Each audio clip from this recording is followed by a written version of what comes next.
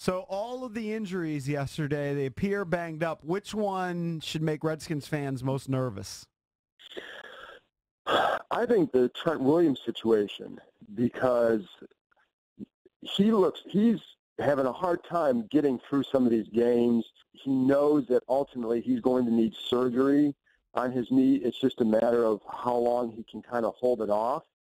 I've covered this guy his entire time, and I've seen him fight through a lot of different things. I think this one, it seems to be where he's struggling the most because of how it restricts him at times on the field. He's not sure if he'll be able to fight through till January. So I don't know with like Brandon Sheriff I know he's got the sprained MCL. They'll find out more today. But I think and Trent didn't come out, so it's not like he suffered an injury, but I think his injury situation is the one where you'd really have to cross your fingers that he can make it through to the end of the season. John, is Trent to the point where he's not even really practicing? Is he out on the practice field but just walking through? Like, what's the latest on him as far as what he's doing during the week leading up to the games? Yeah, well, a couple weeks ago before, not last week, before the Niners game, I should say, he didn't do anything. He would be out there, but he just more or less, when we were out there watching, he was just kind of standing around doing nothing. My guess is for at least the extended time that he would not be practiced. That's just my guess, because I don't know why he would.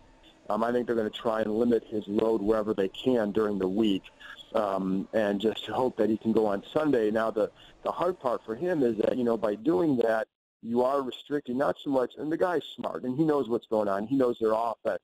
But it's I think, where he feels like a loss of movement just with the knee, but also just limited. And so I think that's where it'll be hard. But, yeah, I would expect that to continue, for the extended time. I just don't know why it would change. His knee's not going to get any better. No. How does he look after games when he's walking around the locker room? Well, when I saw him yesterday, he was sitting down, so he looked okay. But he still looks like, you can still see a pained look on his face. Usually when he talks to us after a game, he's standing. Now, it just happened to be he's sitting at a stall. So, so I didn't necessarily see him walk out. But I did see him last week walk out, and he walked with a limp. So, I just know that this guy plays through a lot of things, and if he's saying that he's not sure about, if he can make it through to the end of the season, and he's not sure if how much rest would help or not, or I think you have to pay attention, because this guy typically fights through many, many things. Talking to John Keim, covers the Redskins for ESPN.com. So we've had many conversations with you amongst ourselves about Josh Doxson, and yesterday he finally gets a start, but it was to the expense of Terrell Pryor. I'm wondering, why can't those guys play together? That's a good question. I think I'm wondering the same thing, because the thing with Doxson is that he can play both receiver spots. I think part of it comes down to the fact that the coaches just trust Ryan Grant more. And it's not obviously about a talented thing. It's about a consistency thing, and the consistency with your route. But, he's not exactly going to give you a ton in terms of productivity, just blocking assignments, all those kind of things I think play into it. So I think just for that would be my guess. But I don't have a great answer for that, because I wonder the same thing. Doxson and Pryor are your two most talented receivers, just the size and athleticism and all that. But with Pryor, there's just an inconsistency there. And I think they want to get Doxson over there in that X role, and Pryor would be an X. So that would be my guess. But I think it's funny, because I think that topic will come up today when we talk to Jay Gruden, just more along the lines of why is it hard to get them both in at the same time? So, yeah, wish I had a better answer.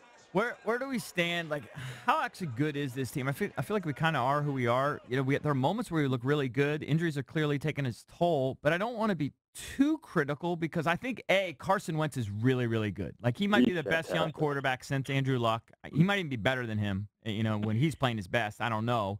And then Alex Smith beat him, and Alex Smith is having a hell of a year. I just don't know, how good this team is. Against those great quarterbacks, we're certainly having a hard time making stops. Yeah, and they're all mobile quarterbacks too. And they're, when you have a guy who stops, if you're playing most quarterbacks in the NFL, they're sacking the guy on third and 11 or whatever it was. Instead, Wentz somehow breaks out of there for 17 yards. That's unnatural. And Alex, where they've been hurt as much as anything is just on some of those the mobility plays. And I also think like the touchdown where Swearinger got beat.